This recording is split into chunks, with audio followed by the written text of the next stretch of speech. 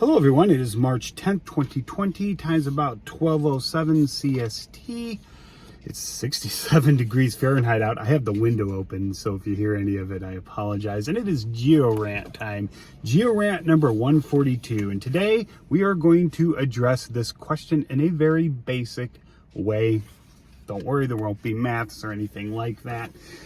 But what causes solid rocks to melt? Ooh, my hair. I apologize. I have hat hair. Left the hat inside and also have mask beard. But anyway, it's not all about temperature. There's other factors that cause rocks to melt. And I need to talk a little bit about the inside of the earth in general first here. Here you see this. It's a cross section. It is not to scale. The black and the green here are the crust of the earth. The green is meant to represent a continent, that's all. I didn't put the oceans on here. They wouldn't show up anyway, even though this is greatly exaggerated too. You see the orange here, which is the mantle. You see the yellow here, which is the outer core, which is suspected to be a liquid because S waves, shear waves. In order for those to propagate through a medium, that medium has to be a solid. You cannot shear liquids and gases and stuff like that. And S waves go right through the mantle, but they either translate into P waves when they hit the outer core or they become deflected. So that's how we know that's a liquid. They don't go through. Rant for another time. But anyway, what you see here in the mantle is you see these orange lines, they're convection currents. And we still argue as geologists whether there's whole mantle convection or partial or it's separated. I modeled it separated, because a combination of both, because I believe it is. Here you see tectonic plates going back into the mantle, and the red represents plumes of magma. We suspect hot spots are generated at the core mantle boundary. There's another layer here we're not going to talk about called the D layer, talk for another time. But we suspect that is deep generated magma that rises to the surface from that boundary. It may not be, and there's strong lines of evidence that it isn't. And even from seismic waves, we can't really detect these things that well on the planetary scale, but they are detectable. And down here, you see have this magma chamber. It started, but this old cold plate cut it off. That's descending into the mantle. And here you have a spreading center, shallow plume generated, and this does happen. We know this happens. And here you have magmas generated in subduction areas, which we're going to talk about. But the other things that contribute to the melting of rock, remember the mantle is a solid, all right? Magma or molten rock, which we're going to call melt, is not. That is a liquid, okay? But what causes solid rock to melt? There's many factors here: temperature, pressure, composition, volatiles, and impurities, and hydrous content. That's a fancy way of me saying water.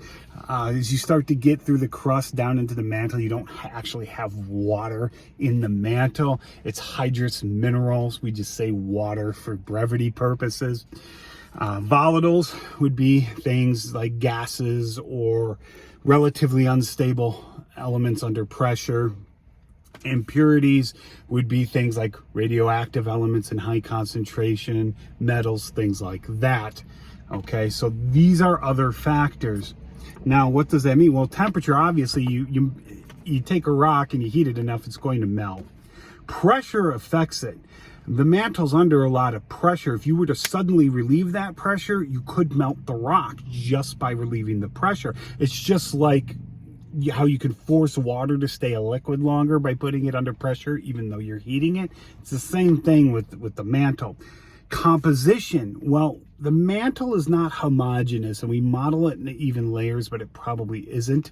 And in a geophiles episode, I will elaborate on that, probably geophiles episode 2 in a plate tectonics video. So we're just going to mention that there. And things like basalt versus, mafic versus felsic materials. SiO2, high SiO2 concentration tends to increase viscosity, and quartz melts at a lower temperature than do things like iron rich and magnesium rich minerals. The whole Bauman's reaction series that I've shown you guys before. See, quartz temperatures are right here. It's at the very bottom, okay? And I've already touched on volatiles and impurities. I'm not going to go into that, anhydrous content, which I will come back to here in a second.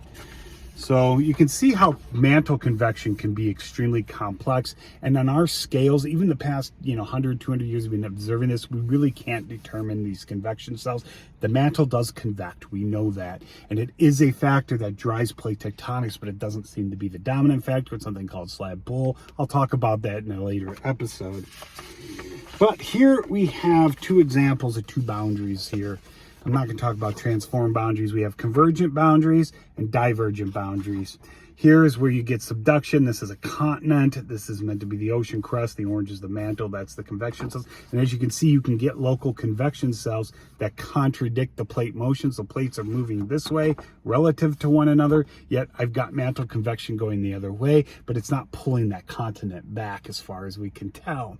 Okay, so mantle convection is limited in what it can do. But as you can see here, you see the ocean, the water, and you can see it's between these two plate boundaries, and this yellow is where friction, a lot of friction happens. And this is where most of your earthquakes are going to happen. Earthquakes generally do not happen at a depth deeper than 700 kilometers, generally not deeper than 200 beneath. They don't happen beneath the lithosphere very much, but they do where plates dip deeply, which tells us the mantle is ductile and doesn't experience brittle deformation at all, well, except the lithosphere.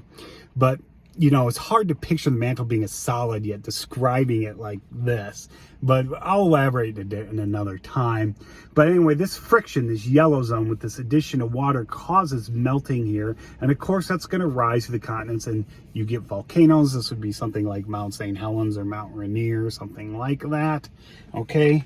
So here you have friction increasing the temperature of the rock along with the pressure due to subduction.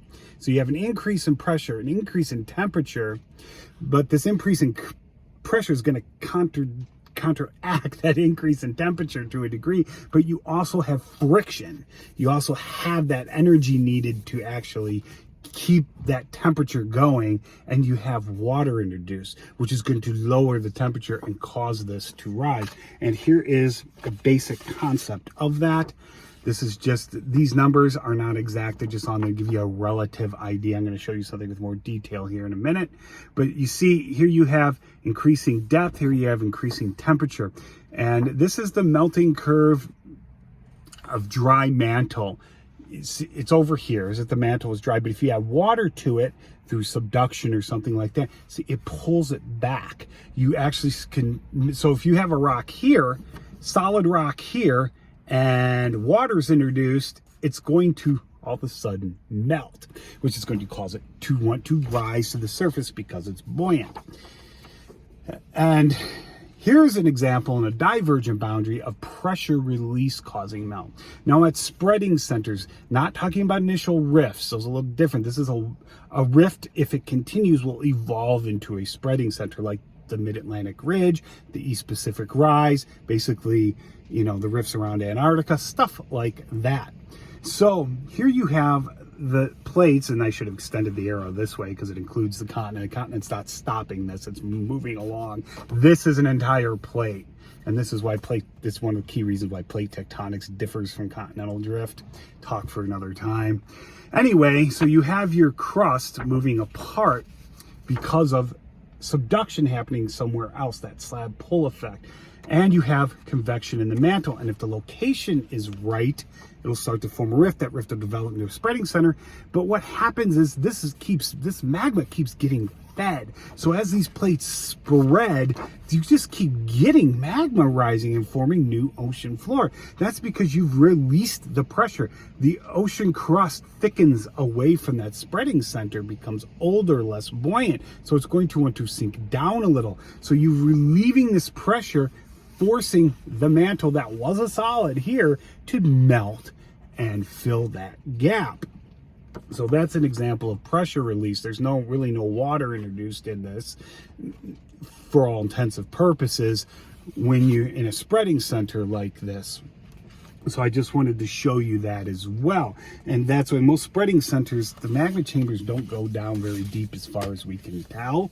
They're not, that's why we don't, the core mantle boundary generating these things, the hypothesis doesn't seem to hold water or viscosity, if you will. I don't know. But anyway, what causes a rock to melt? This is the chart. Here's where I got it from. You can stare at this if you want, but this is past 10 minutes now, so I'm not going to rant too much more on this.